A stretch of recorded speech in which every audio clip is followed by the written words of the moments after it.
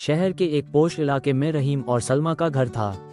दौलत की कोई कमी नहीं थी, बड़ी कोठी, महंगी गाड़ियां और हर ऐश ओ आराम मौजूद था। लोग उन्हें एक अमीर और खुशहाल परिवार समझते थे, लेकिन इस चमक दमक के पीछे एक अंधेरा सच छुपा हुआ था। रहीम बहुत बड़ा अयाश था।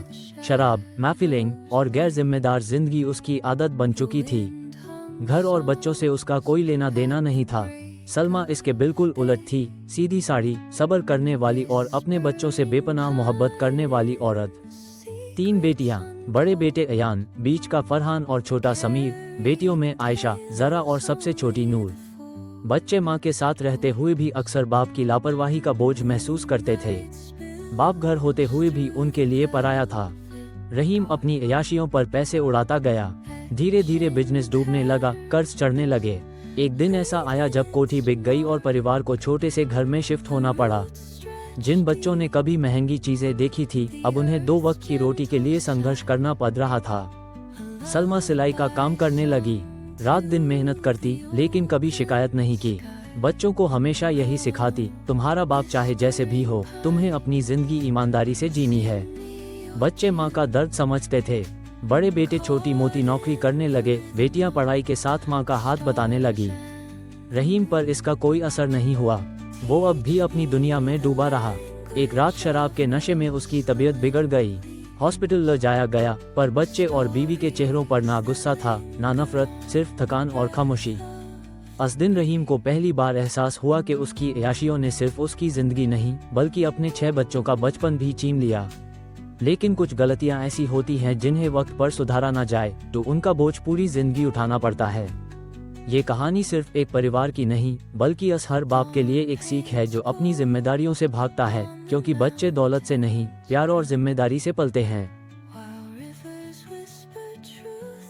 और वो वक्त याद करने के काबिल है जब तुम्हारे परवरदिगार ने फरिश्तों से फरमाया कि मैं जमीन में अपना नाइब बनाने वाला हूँ। उन्होंने कहा, क्या तू उसमें ऐसे शख्स को नाइब बनाना चाहता है जो खराबियां करे और कुछ तो खून करता फिरे?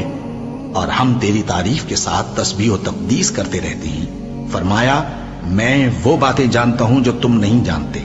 और उसने आदम को सब चीजों के नाम सिखाए, फिर उनको फरिश्तों के सामने किया और फरमाया कि अगर सच्चे हो तो मुझे इनके नाम बताओ। उन्होंने कहा, तू पाक है, जितना इल्म तूने हमें बख्शा है उसके सिवा हमें कुछ मालूम नहीं। बेशक तू दाना है, हिकमत वाला है।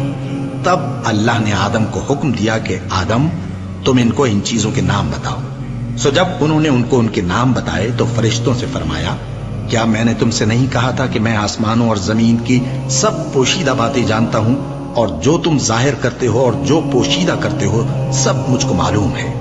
और जब हमने फरिश्तों को हुक्म दिया कि आदम के आगे सजदा करो तो वो सब सजदे में गिर पड़े, मगर शैतान ने इनकार किया और गुरूर में आकर काफिर बन गया।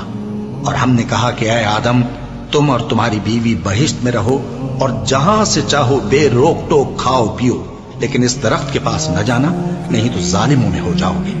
फिर शैतान ने दोनों को उस दरख्त के बारे में फिसला दिया और जिस ऐशो निशात में थे उससे उनको निकलवा दिया।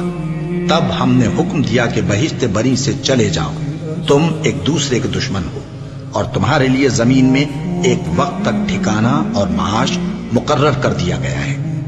फिर आदम ने अपने परवरदिगार से कुछ कलिमात सीखे और मुआफी मांगी तो उसने उनका कसूर मुआफ कर दिया। बेशक वो मुआफ करने वाला है, बड़ा मेहरबान है। हमने फरमाया कि तुम सब यहाँ से उतर जाओ, जब तुम्हारे पास मेरी तरफ से हिदायत पहुंचे तो उसकी पैरवी करना, कि जिन्होंने मेरी हिदायत की पैरवी की उनको न कुछ खौफ होगा और न वो गमनाक होंगे, और जिन्होंने उसको कबूल न किया और हमारी आयतों को झुटलाया वो दोज़ख में जाने वाले हैं और वो हमेशा उसमें रहेंगे।